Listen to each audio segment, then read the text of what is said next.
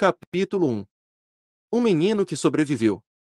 O senhor e a senhora Dursley, da Rua dos Alfeneiros, no 4, se orgulhavam de dizer que eram perfeitamente normais. Muito bem, obrigado.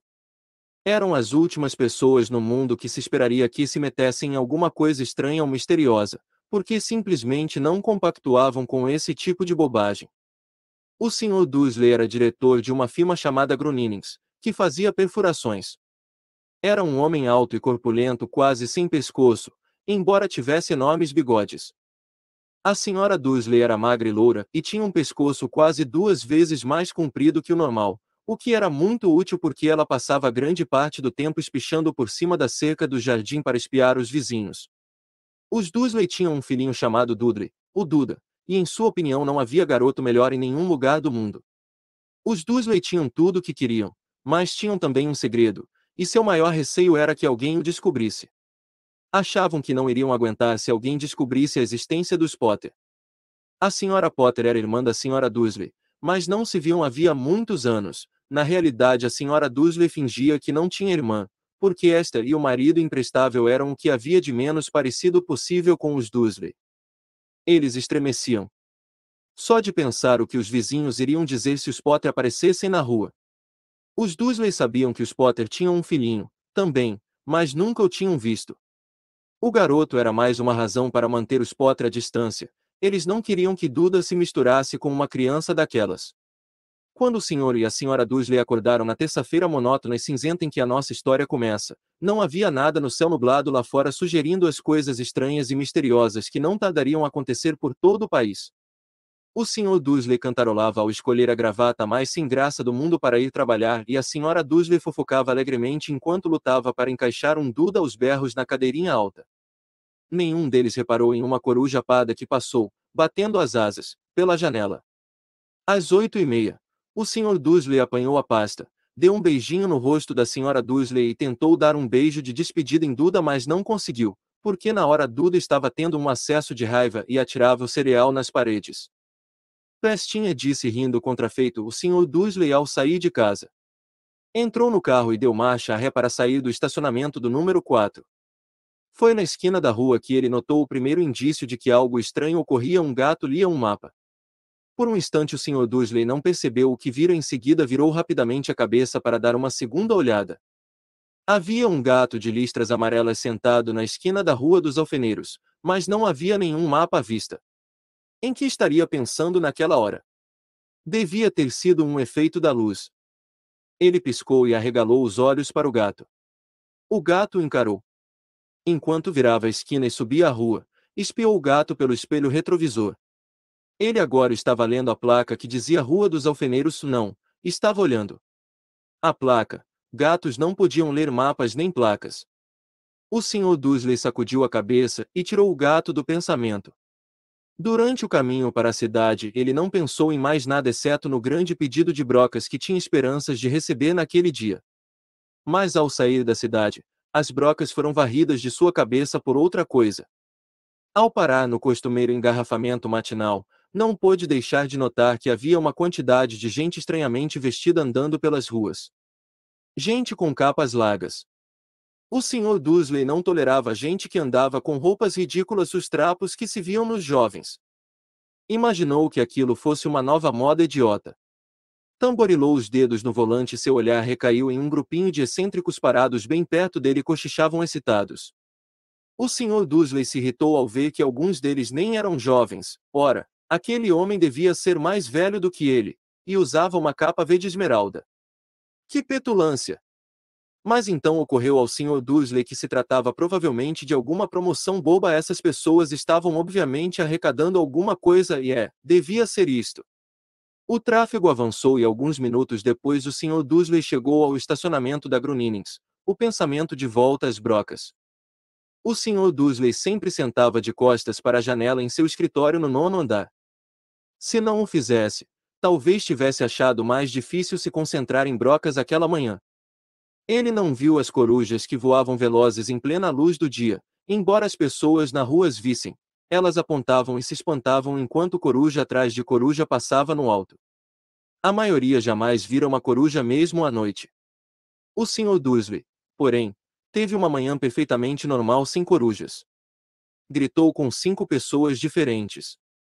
Deu vários telefonemas importantes e gritou mais um pouco. Estava de excelente humor até a hora do almoço, quando pensou em esticar as pernas e atravessar a rua para comprar um pãozinho doce na padaria defronte. Esquecera completamente as pessoas de capas até passar por um grupo delas próximo à padaria. Olhou-as com raiva ao passar. Não sabia o porquê, mas elas o deixavam nervoso.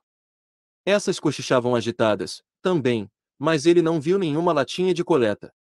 Foi ao passar por elas, na volta, levando uma grande rosca açucarada em um saco, que entreouviu algumas palavras do que diziam. Os Potter, é verdade, foi o que ouvi. É, o filho deles, Harry. O Sr. Dursley parou de repente. O medo invadiu, virou a cabeça para olhar as pessoas que cochichavam como se quisesse dizer alguma coisa, mas pensou melhor. Atravessou a rua depressa, correu para o escritório, disse rispidamente à secretária que não o incomodasse, agarrou o telefone e quase terminara de discar o número de casa quando mudou de ideia. Pôs o fone no gancho e alisou os bigodes, pensando não, estava agindo como um idiota. Potter não era um nome tão fora do comum assim. Tinha certeza de que havia muita gente chamada Potter com um filho chamado Harry. Pensando bem, nem sequer tinha certeza de que o sobrinho tivesse o nome de Harry. Jamais vira o menino. Talvez fosse Ernesto. Ou Eduardo. Não tinha sentido preocupar a Sra. Dursley, ela sempre ficava tão perturbada à simples menção da irmã. Não a culpava se ele tivesse uma irmã como aquela, mas, mesmo assim, aquelas pessoas de capas. Achou bem mais difícil se concentrar nas brocas aquela tarde, e quando deixou o edifício às 5 horas, continuava tão preocupado que deu um encontrão em alguém parado ali à porta. Desculpe, murmurou, quando o velhinho cambaleou e quase caiu. Levou alguns segundos. Até o Sr. Dursley perceber que o homem estava usando uma capa roxa. Não parecia nada aborrecido por ter sido quase jogado ao chão. Ao contrário, seu rosto se abriu em um largo sorriso e ele disse numa voz esganiçada que fez os passantes olharem. Não precisa pedir desculpas, caro senhor, porque nada poderia me aborrecer hoje. Alegre-se, porque você sabe quem finalmente foi-se embora. Até trouxas como o senhor deviam estar comemorando um dia tão feliz. E o velho abraçou o Sr. Dursley pela cintura e se afastou. O Sr. Dursley ficou pregado no chão. Fora abraçado por um completo estranho. E também achava que fora chamado de trouxa, o que quer que isso quisesse dizer. Estava abalado. Correu para o carro e partiu para casa. Pensando que estivesse imaginando coisas, o que nunca esperara que fizesse, porque não aprovava a imaginação. Quando entrou no estacionamento do número 4, a primeira coisa que viu e isso não melhorou o seu estado de espírito foi o gato listrado que notara aquela manhã. Agora ele estava sentado no muro do jardim. Tinha certeza de que era o mesmo, as marcas em volta dos olhos eram as mesmas. Disse o Sr. Dursley em voz alta. O gato não se mexeu. Apenas lançou-lhe um olhar severo. Será que isto era um comportamento normal para um gato? Pensou o Sr. Dursley. Continuava decidido a não comentar nada com a esposa. A Sra. Dursley tivera um dia normal e agradável. Contou-lhe durante o jantar os problemas da senhora do lado com a filha e ainda que Duda aprenderá uma palavra nova, nunca. O Sr. Dursley tentou agir normalmente. Depois que Duda foi se deitar, ele chegou à sala em tempo de ouvir o último noticiário noturno. E, por último, os observadores de pássaros em toda a parte registraram que as corujas do país se comportaram de forma muito estranha hoje. Embora elas normalmente caçem à noite e raramente apareçam à luz do dia, centenas desses pássaros foram vistos hoje voando em todas as direções desde o alvorecer. Os especialistas não sabem explicar por que as corujas de repente mudaram o seu padrão de sono. O locutor se permitiu um sorriso. Muito misterioso. E agora, com Jorge Mendes, o nosso boletim meteorológico. Vai haver mais tempestades de corujas hoje à noite, Jorge. Bom, Eduardo, disse o meteorologista, não sei lhe dizer, mas não foram só as corujas que se comportaram de modo estranho hoje. Ouvintes de todo o país têm telefonado para reclamar que em vez do aguaceiro que prometi para ontem, eles têm tido chuvas de estrelas. Talvez alguém ande festejando a noite das fogueiras uma semana mais cedo este ano. Mas posso prometer para hoje uma noite chuvosa. O Sr. Dursley ficou paralisado na poltrona. Estrelas cadentes em todo o país. Gente misteriosa usando capas por todo o lado. E um cochicho a respeito dos Potter. A Sra. Dursley entrou na sala trazendo 2 xícaras de chá. Não adiantava. Queria que lhe dizer alguma coisa. Pigarreou nervoso. Petúnia, querida, você não tem tido notícias de sua irmã, ultimamente. Conforme esperava, a Sra. Dursley pareceu chocada e aborrecida. Afinal, normalmente fingiam que ela não tinha irmã. Não respondeu ela, seca. Por quê? Uma notícia engraçada, murmurou o Sr. Dursley. Corujas e estrelas cadentes, e vi uma porção de gente de aparência estranha na cidade hoje. E daí? Cortou a Sra. Dursley. Bem, pensei talvez e tivesse alguma ligação com, sabe, o pessoal dela. A Sra. Dursley bebericou o chá com os lábios contraídos. O Sr. Dursley ficou em dúvida se teria coragem de lhe contar que ouvirá o nome Potter. Em vez disso, a voz mais displicente que pôde. O filho deles teria mais ou menos a idade do Duda agora, não? Suponho que sim, respondeu a Sra. Dursley, ainda seca. Como é mesmo o nome dele? Ernesto, não é? Harry. Um nome feio e vulgar, se quer saber minha opinião. Ah, disse o Sr. Dursley, sentindo um aperto horrível no coração. Concordo com você. Não disse mais nenhuma palavra sobre o assunto a caminho do quarto onde foram se deitar.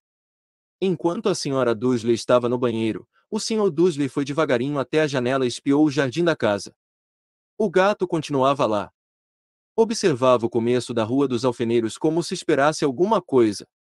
Estaria imaginando coisas. Será que tudo isso teria ligação com os Potter? Se se transpirasse que eram aparentados com um casal de bem, ele achava que não aguentaria. Os Dursley se deitaram. A Sra. Dursley adormeceu logo, mas o Sr. Dursley continuou acordado, pensando no que acontecerá. Seu último consolo antes de adormecer foi pensar que mesmo que os Potter estivessem envolvidos, não havia razão para se aproximarem dele e da Sra. Dursley. Os Potter sabiam muito bem o que pensavam deles e de gente de sua laia. Não via como ele e Petúnia poderiam se envolver com nada que estivesse acontecendo. O Sr. Dursley bocejou e se virou. Isso não poderia afetá-los. Como estava enganado.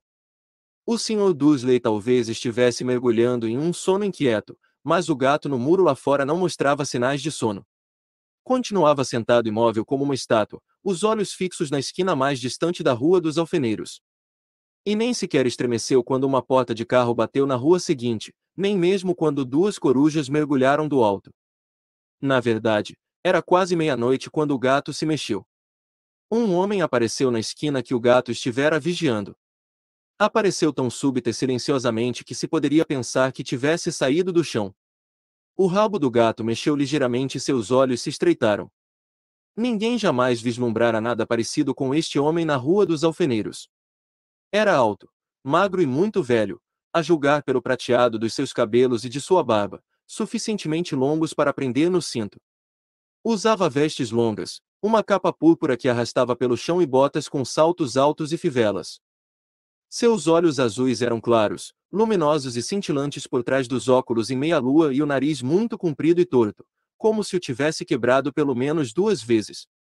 O nome dele era Alvo Dumbledore. Alvo Dumbledore não parecia ter consciência de que acabará de pisar numa rua onde tudo, desde o seu nome às suas botas, era mal visto. Estava ocupado apalpando a capa, procurando alguma coisa. Mas parecia ter consciência de que estava sendo vigiado, porque ergueu a cabeça de repente para o gato, que continuava a fixá-lo da outra ponta da rua. Por algum motivo, a visão do gato pareceu diverti-lo. Deu uma risadinha e murmurou: eu devia ter imaginado. Encontrou o que procurava no bolso interior da capa. Parecia um isqueiro de prata. Abriu. Ergueu-o no ar e o acendeu. O lampião de rua mais próximo apagou-se com um estalido seco. Ele o acendeu de novo, o lampião seguinte piscou e apagou. 12 vezes ele acionou o apagueiro, até que as únicas luzes acesas na rua toda eram dois pontinhos minúsculos ao longe os olhos do gato que o vigiava. Se alguém espiasse pela janela agora, até a senhora Dursley, de olhos de contas, não conseguiria ver nada que estava acontecendo na calçada. Dumbledore tornou a guardar o apagueiro na capa e saiu caminhando pela rua em direção ao número 4, onde se sentou no muro ao lado do gato.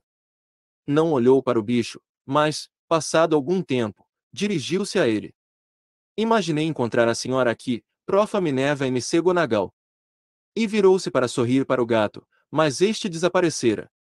Em vez dele, viu-se sorrindo para uma mulher de aspecto severo que usava óculos de lentes quadradas exatamente do formato das marcas que o gato tinha em volta dos olhos. Ela, também, usava uma capa esmeralda. Trazia os cabelos negros presos num coque apertado. E parecia decididamente irritada. Como soube que era eu? Perguntou. Minha cara professora, nunca vi um gato se sentar tão duro. O senhor estaria duro se tivesse passado o dia todo sentado em um muro de pedra, respondeu a Profa Minerva. O dia todo. Quando podia estar comemorando? Devo ter passado por mais de 10 festas e banquetes a caminho daqui. A professora fungou aborrecida. Ah, sim. Vi que todos estão comemorando, disse impaciente. Era de esperar que fossem um pouco mais cautelosos, mas não, até os trouxas notaram que alguma coisa estava acontecendo. Deu no telejornal. Ela indicou com a cabeça as salas escuras dos Dursley. Eu ouvi bandos de corujas e estrelas cadentes. Ora, eles não são completamente idiotas. Não podiam deixar de notar alguma coisa. Estrelas cadentes em quente, aposto que foi coisa do Dédalo Diggory. Ele nunca teve muito juízo. Você não pode culpá-los, ponderou Dumbledore educadamente. Temos tido muito pouco o que comemorar nos últimos 11 anos. Sei disso, retrucou a professora mal-humorada. Mas não é razão para perdermos a cabeça. As pessoas estão sendo completamente descuidadas, saem às ruas em plena luz do dia, sem nem ao menos vestir roupa de trouxa, e espalham boatos. Disguilha, lançou um olhar atento a Dumbledore, como se esperasse que ele dissesse alguma coisa, mas ele continuou calado, por isso ela recomeçou. Ia ser uma graça se, no próprio dia em que você sabe quem parece ter finalmente ido embora, os trouxas descobrissem a nossa existência. Suponho que ele realmente tenha ido embora, não é, Dumbledore? Parece que não há dúvida. Temos muito o que agradecer. Aceita um sorvete de limão. O quê? Um sorvete de limão. É uma espécie de doce dos trouxas de que sempre gostei muito. Não. Obrigada, disse a Profa Minerva com frieza, como se não achasse que o momento. Pedia sorvetes de limão. Mesmo que você sabe quem tenha ido embora. Minha cara professora, com certeza uma pessoa sensata como a senhora pode chamá-lo pelo nome. Toda essa bobagem de você sabe quem, há 11 anos venho tentando convencer as pessoas a chamá-lo pelo nome que recebeu, Voldemort. A professora franziu o rosto, mas Dumbledore, que estava separando dois sorvetes de limão, pareceu não reparar. Tudo fica tão confuso quando todos não param de dizer você sabe quem. Nunca vi nenhuma razão para ter medo de dizer o nome de Voldemort. Sei que não vê, disse a professora parecendo meio operada, meio admirada. Mas você é diferente. Todo mundo sabe que é o único de quem você sabe, está bem, de quem Voldemort tem medo. Isto é um elogio, disse Dumbledore calmamente. Voldemort tinha poderes que nunca tive. Só porque você é muito bem e nobre para usá-los. É uma sorte estar escuro. Nunca mais corei assim desde que Madame Pomfrey me disse que estava dos meus abafadores de orelhas novos. Lançou um olhar severo a Dumbledore e disse: as corujas não são nada comparadas aos boatos que correm. Sabe o que todos estão dizendo? Por que ele foi embora? Que foi que finalmente o deteve? Aparentemente a Profa Minerva chegará ao ponto que estava ansiosa para discutir, a verdadeira razão pela qual estivera esperando o dia todo em cima de um muro frio e duro, porque nem como gato nem como mulher ela fixara antes um olhar tão penetrante em Dumbledore como agora. Era óbvio que seja o que fosse que todos estavam dizendo, ela não iria acreditar até que Dumbledore confirmasse ser verdade. Dumbledore, porém, estava escolhendo mais um sorvete de limão e não respondeu. O que estão dizendo, continuou ela, é que a noite passada Voldemort apareceu em Godric's Hollow. Foi procurar os Potter. O boato é que Lilian e Tiago Potter estão mortos. Dumbledore fez que sim com a cabeça. A profa Minerva perdeu o fôlego. Lilian e Tiago. Não posso acreditar. Não quero acreditar. Ah, alvo. Dumbledore estendeu a mão e deu-lhe um tapinha no ombro. Eu sei, e disse deprimido. A voz da profa Minerva tremeu ao prosseguir. E não é só isso. Estão dizendo que ele tentou matar o filho dos Potter, Harry. Mas, não conseguiu. Não conseguiu matar o garotinho. Ninguém sabe o porquê nem como. Mas estão dizendo que na hora que não pôde matar Harry Potter, por alguma razão, o poder de Voldemort desapareceu, e é por isso que ele foi embora. Dumbledore concordou com a cabeça, sério. É verdade. Gaguejou a professora. Depois de tudo que ele fez, todas as pessoas que matou não conseguiu matar um garotinho. É simplesmente espantoso de tudo que poderia detê-lo, mas, por Deus, como foi que Harry sobreviveu? Só podemos imaginar, disse Dumbledore. Talvez nunca cheguemos a saber. A profa Minerva pegou um lenço de renda e secou com delicadeza os olhos por baixo das lentes dos óculos. Dumbledore deu uma grande fungada ao mesmo tempo que tirava o relógio de ouro do bolso e o examinava. Era um relógio muito estranho. Tinha 12 ponteiros, mas nenhum número. Em vez deles, pequenos planetas giravam à volta. Mas devia fazer sentido para Dumbledore, porque ele o repôs no bolso e disse: Hagrid está atrasado. A propósito, foi ele que lhe disse que eu estaria aqui, suponho. Foi. E suponho que você não vá me dizer por que está aqui e não em outro lugar. Vim trazer Harry para o tio e a tia. Eles são a única família que lhe resta. Você não quer dizer, você não pode estar se referindo às pessoas que moram aqui. Exclamou a profa Minerva, pulando de pé e apontando para o número 4. Dumbledore, você não pode. Estive observando a família o dia todo. Você não poderia encontrar duas pessoas menos parecidas conosco.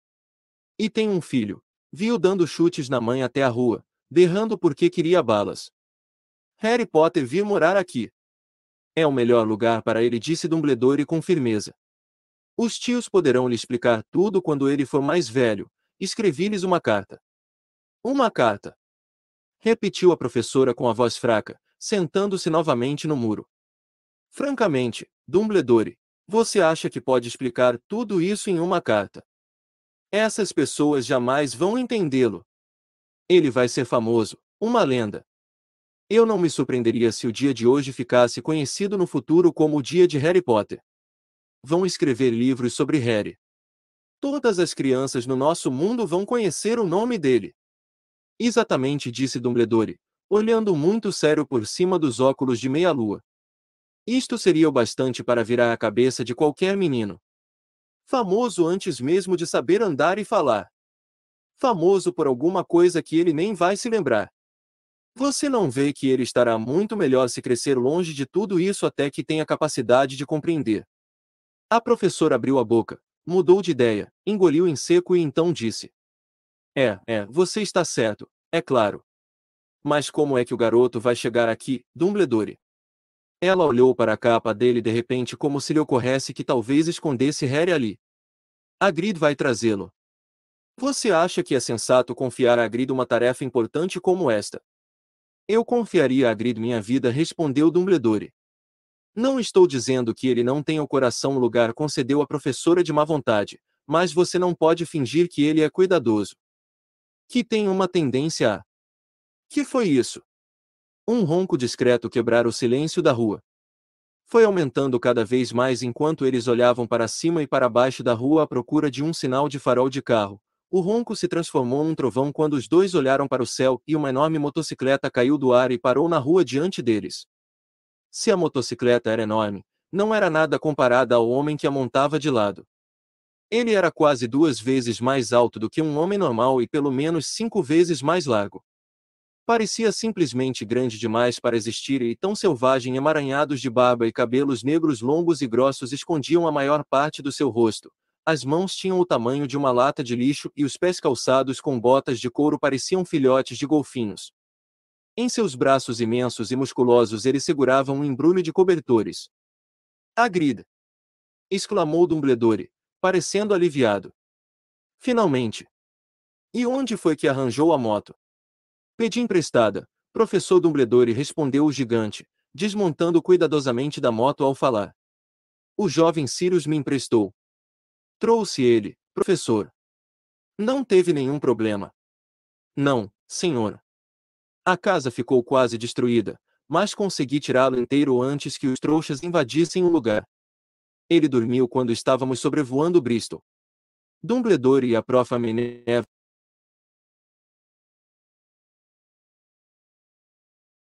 curvaram-se para o embrulho de cobertores. Dentro, apenas visível, havia um menino, que dormia a sono solto. Sob uma mecha de cabelos muito negros caída sobre a testa eles viram um corte curioso, tinha a forma de um raio. Foi aí que... sussurrou a professora. Foi, confirmou Dumbledore. Ficará com a cicatriz para sempre. Será que você não poderia dar um jeito, Dumbledore? Mesmo que pudesse, eu não o faria. As cicatrizes podem vir a ser úteis. Tem uma acima do joelho esquerdo que é um mapa perfeito do metrô de Londres. Bem, me dê ele aqui, Hagrid. É melhor acabarmos logo com isso. Dumbledore recebeu Harry nos braços e virou-se para a casa dos Dursley. Será que eu podia me despedir dele, professor? Perguntou Hagrid. Ele curvou a enorme cabeça descabelada para Harry e lhe deu o que deve ter sido um beijo muito áspero e peludo. Depois, sem aviso, Hagrid soltou um uivo como o de um cachorro ferido. Sil! Sibilou a Prof. Minerva. Você vai acordar os trouxas.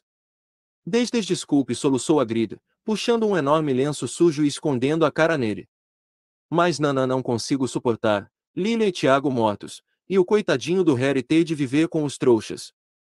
É muito triste, mas controle-se, Hagrid, ou vão nos descobrir, sussurrou a professora, dando uma palmadinha desajeitada no braço de Hagrid enquanto Dumbledore saltava a mureta de pedra e se dirigia à porta da frente. Depositou Harry devagarinho no batente, tirou uma carta da capa, meteu-a entre os cobertores do menino. Em seguida, voltou para a companhia dos dois. Durante um minuto inteiro os três ficaram parados olhando para o embrulhinho, os ombros de Hagrid sacudiram, os olhos da Prof. Minerva piscaram loucamente e a luz cintilante que sempre brilhava nos olhos de Dumbledore parecia ter se extinguido. Bem, disse Dumbledore finalmente, acabou-se. Não temos mais nada a fazer aqui. Já podemos nos reunir aos outros para comemorar. Disse Hagrid com a voz muito abafada. Vou devolver a moto de Sirius. Boa noite, Prof. Minerva, professor Dumbledore. Enxugando os olhos na manga da jaqueta, Hagrid montou na moto e acionou o motor com um pontapé. Com um rugido ela levantou o voo e desapareceu na noite. Nos veremos em breve, espero, Prof. Minerva, falou Dumbledore, com um aceno da cabeça. A Prof. Minerva assoou o nariz em resposta. Dumbledore se virou e desceu a rua. Na esquina parou e puxou o apagueiro. Deu um clique e 12 esferas de luz voltaram aos lampiões de modo que a Rua dos Alfeneiros de repente iluminou-se com uma claridade laranja e ele divisou o gato listrado se esquivando pela outra ponta da rua. Mal dava para enxergar o embrulhinho de cobertores no batente do número 4. Boa sorte, Harry, murmurou ele. Girou nos calcanhares e, com o movimento da capa, desapareceu. Uma brisa arrepiou as secas bem cuidadas da Rua dos Alfeneiros, silenciosas e quietas sob o negror do céu, o último lugar do mundo em que alguém esperaria que acontecessem coisas espantosas. Harry Potter virou-se dentro dos cobertores sem acordar. Sua mãozinha agarrou a carta ao lado, mas ele continuou a dormir, sem saber que era especial, sem saber que era famoso, sem saber que iria acordar dentro de poucas horas com o grito da Sra. Dursley ao abrir a porta da frente para pôr as garrafas de leite do lado de fora, nem que passaria as próximas semanas levando cutucadas e beliscões do primo Duda. Ele não podia saber que, neste mesmo instante, havia pessoas se reunindo em segredo em todo o país que erguiam os copos e diziam com vozes abafadas: A Harry Potter, o menino que sobreviveu.